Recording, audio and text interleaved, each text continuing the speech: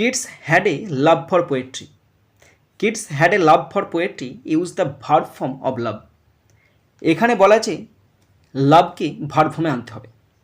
তার মানে কোশ্চেনের মধ্যে লাভটা কিসে আছে? নাউনে আছে।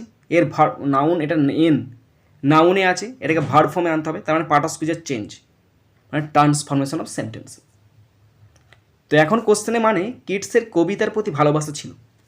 কিডসের কবিতার প্রতি ভালোবাসা ছিল, তার মানে কি কিডস কবিতা ভালোবাসতেন। পাস্ট টেন্সে হবে। কেন পাস্ট টেন্স হবে?